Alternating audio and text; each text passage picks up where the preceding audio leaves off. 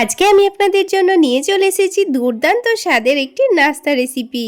ঘরে শুধুমাত্র আলু আর দুটো ডিম থাকলেই ঝটপট এইভাবে নাস্তাগুলো বানিয়ে নিতে পারবেন। এত মজার হয় খেতে যে একবার বানিয়ে খাবে আবার বানাতে ইচ্ছে করবে। আসসালামু আলাইকুম বন্ধুরা, কিচেন বাঙালিয়ানা চ্যানেলে আপনাদের সবাইকে স্বাগত জানাই। নাস্তাগুলো তৈরি করে নেওয়ার জন্য সবার প্রথমে ময়দার একটা ডো মেখে নেব। তার জন্য নিয়ে নিচ্ছি 2 কাপ পরিমাণ ময়দা। আপনারা চাইলে ময়দার পরিমাণ বাড়িয়ে কিংবা কমিয়ে নিতে পারেন, আর ময়দার পরিবর্তে আটা দিয়েও কিন্তু নাস্তাগুলো বানাতে পারেন। এবার এখানে দিয়ে দিয়েছি হাফ টেবিল চামচ মতো লবণ আর দিয়েছি চিনি। তার সাথে খুবই সামান্য দিয়ে দিচ্ছি কালো জিরা, আর দিয়ে দেব 2 টেবিল চামচ পরিমাণ সয়াবিন তেল। এবার সব কিছু একটু ভালোভাবে মিশিয়ে নেব।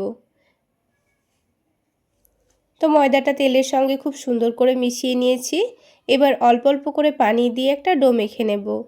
তো ঠিক যেভাবে আমরা রুটি করার জন্য আটা মেখে থাকি সেইভাবেই কিন্তু ময়দার ডোটা মেখে নিতে হবে।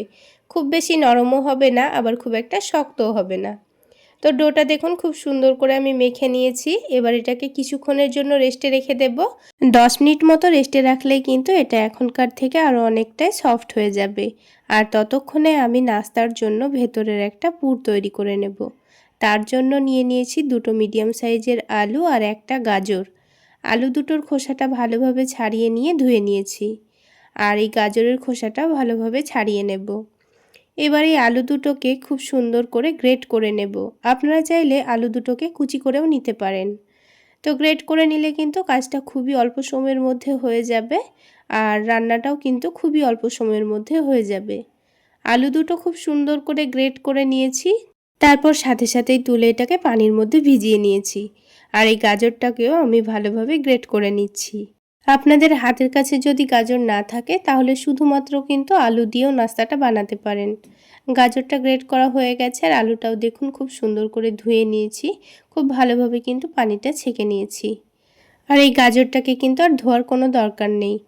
তারপর একটা প্যানের মধ্যে দিয়ে দিচ্ছি 2 টেবিল চামচ পরিমাণ সরিষার তেল। তেলটা হালকা গরম করে নিয়ে দিয়ে দিয়েছি পেঁয়াজ কুচি। পেঁয়াজটাকে কিছুক্ষণ হালকা লালচে করে ভেজে নেব। তো দেখুন পেঁয়াজটা হালকা লালচে করে ভাজা হয়ে গেছে। এবার এখানে হাফ টেবিল চামচ মতো দিয়ে দিয়েছি আদা রসুন বাটা। তারপর আদা রসুনের কাঁচা গন্ধটা যাওয়া পর্যন্ত খুব সুন্দর করে ভেজে নেব। তারপর দিয়ে দিচ্ছি গ্রেট করা আলু, আর দিয়ে দিচ্ছি গ্রেট করা গাজর।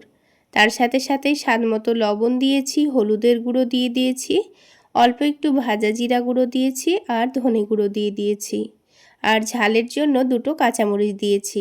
আপনারা চাইলে গুঁড়ো মরিচও দিতে পারেন। এবার এগুলোকে কিছুক্ষণ খুব ভালোভাবে নাড়াচাড়া করে নেব। তো গ্যাসের ফ্লেমটা বাড়িয়ে রেখে আমি এটাকে 5 মিনিট অনবরত নাড়াচাড়া করে নিচ্ছি। যেহেতু সবজিগুলো আমি গ্রেট করে নিয়েছি তাই কিন্তু এটা ঢেকে দেব না। নাড়াচাড়া করতে করতেই কিন্তু খুব সুন্দর সেদ্ধ হয়ে যাবে। তো গ্যাসের ফ্লেমটা বাড়িয়ে রেখেই কিন্তু সবজিটাকে আমি সেদ্ধ হওয়া পর্যন্ত ভেজে নিয়েছি।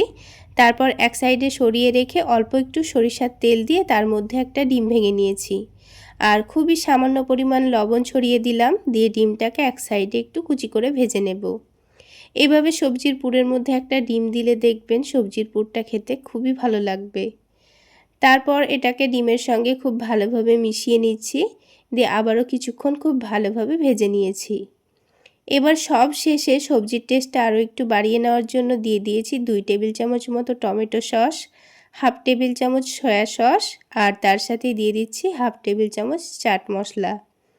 এবার সব কিছু খুব ভালোভাবে নাড়াচাড়া করে মিশিয়ে নিতে হবে।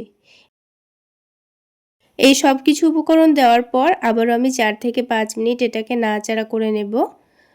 তো খুব ভালোভাবে মিশিয়ে নেওয়া হয়ে গেলেই কিন্তু আমি এই পুরটাকে তুলে নেব।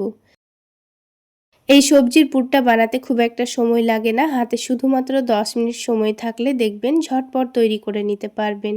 এবার এই সবজির পুরটা একটা ছড়ানো প্লেটে তুলে নেওয়ার পর এক সাইডে ঠান্ডা হওয়ার জন্য রেখে দিয়েছি, আর অন্যদিকে একটা বাটির মধ্যে একটা ডিম ভেঙে তার মধ্যে খুবই সামান্য লবণ দিয়ে ডিমটাকে ভালোভাবে ফেটিয়ে নিচ্ছি। তো ডিমটা খুব সুন্দর করে ফেটিয়ে নেওয়া হয়ে গেছে। এখন এটাকে এক সাইডে রেখে দেব। আর এইদিকে ডোটা কিন্তু খুব সুন্দর নরম হয়ে গেছে। এবার এই ডোটাকে আবার একটু ভালোভাবে মেখে নিতে হবে, তাহলে ডোটা আগের থেকে আরও অনেকটা স্মুথ হয়ে যাবে। এবার এই ডোটা থেকে আমি ছোট ছোট করে লেচি কেটে নেব। যেহেতু নাস্তাগুলো আমি খুবই ছোট করে বানাবো, তাই খুবই ছোট ছোট করে লেচি কেটে নিচ্ছি। আপনারা কিন্তু আপনাদের পছন্দ মতো লেচিগুলো কেটে নেবেন। তো 2 কাপ ময়দাতে দেখুন অনেকগুলোই কিন্তু নাস্তা তৈরি হয়ে যাবে। এবার এই লেচিগুলো একটা একটা করে নিয়ে হাতের মধ্যে খুব সুন্দর করে লই তৈরি করে নিয়েছি। এবার অল্প একটু ময়দা ছড়িয়ে দিয়ে রুটিটাকে একেবারে পাতলা করে বেলে নেব। তো বন্ধুরা, আমার এই রেসিপি ফলো করে একবার হলো এইভাবে নাস্তাগুলো বানিয়ে খেয়ে দেখবেন, খেতে দারুণ লাগে। আমি কিন্তু মাঝে মধ্যে এইভাবে নাস্তাগুলো বানিয়ে থাকি, খেতে ভীষণ মজার হয় বন্ধুরা। তো দেখুন খুবই পাতলা করে রুটিটা বেলে নিয়েছি। তারপর রুটির চারিদিকে অল্প করে পানি লাগিয়ে দেব। পানিটা লাগিয়ে দিলে নাস্তাটা তৈরি করতে খুবই সুবিধা হয়। তো আলুর পুরটা কিন্তু পুরোপুরি ঠান্ডা হয়নি, হালকা ঠান্ডা হয়েছে। তো আপনারা কিন্তু পুরোপুরি ঠান্ডা করে নেবেন, তারপর নাস্তাগুলো বানিয়ে নেবেন। তো রুটির মধ্যেখানে পরিমাণ মতো আলুর পুরটা দিয়ে দিয়েছি। তারপর চারিদিকটাকে একটু ভালোভাবে কিন্তু মুড়ে নিতে হবে। আপনারা আপনাদের সুবিধা মতো মুড়ে নেবেন। মধ্যের জায়গাটা খুব বেশি মোটা করে দেওয়া যাবে না, তা না হলে নাস্তার মধ্যের জায়গাটা কিন্তু অনেকটাই মোটা হয়ে যাবে, তখন কিন্তু নাস্তাটা খেতে খুব একটা ভালো লাগবে না। তাই দেখুন নাস্তাটার মধ্যের জায়গাটা একটু পাতলা করে চেপে দিয়েছি। তো একটা নাস্তা আমাদের তৈরি করা হয়ে গেল। ঠিক একইভাবে সবগুলো তৈরি করে নিয়েছি। এবার প্যানের মধ্যে খুবই সামান্য তেল দিয়ে দিয়েছি। আপনারা চাইলে ঘি দিয়েও কিন্তু নাস্তাগুলো ভেজে নিতে পারেন। তেলটা হালকা গরম করে নিয়ে যে ডিমটা ফেটিয়ে রেখেছিলাম তার মধ্যে একটা করে নাস্তা এইভাবে ডুবিয়ে নিয়েছি। তারপর তেলের মধ্যে দিয়ে দেব। আর তেলটা কিন্তু খুবই হালকা গরম হতে হবে, তা না হলে কিন্তু ডিমটা পুড়ে যাবে আর ভেতরের রুটিটা কিন্তু কাঁচাই থেকে যাবে।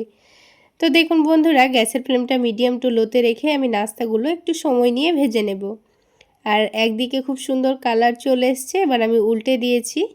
নাস্তাগুলোকে বারবার উল্টে পাল্টে কিছুক্ষণ সময় নিয়ে ভেজে নিলে দেখবেন ধীরে ধীরে নাস্তাগুলো কিন্তু খুবই সুন্দর ফুলে উঠছে।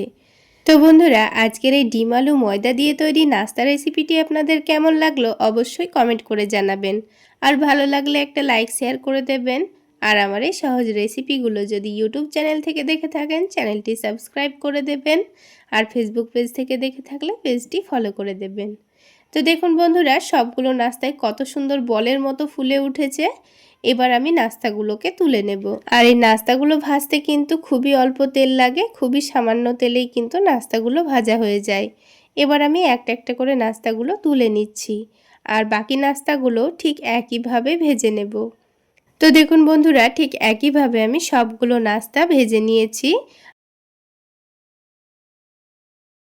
এবার এই নাস্তাগুলোকে আমি শুধুমাত্র টমেটো সসের সঙ্গে পরিবেশন করে নিচ্ছি। তাহলে বন্ধুরা, আজকে এই পর্যন্তই। সকলে অনেক বেশি ভালো থাকবেন, সুস্থ থাকবেন। দেখা হচ্ছে আবারও একটি নতুন রেসিপি নিয়ে নেক্সট এপিসোডে।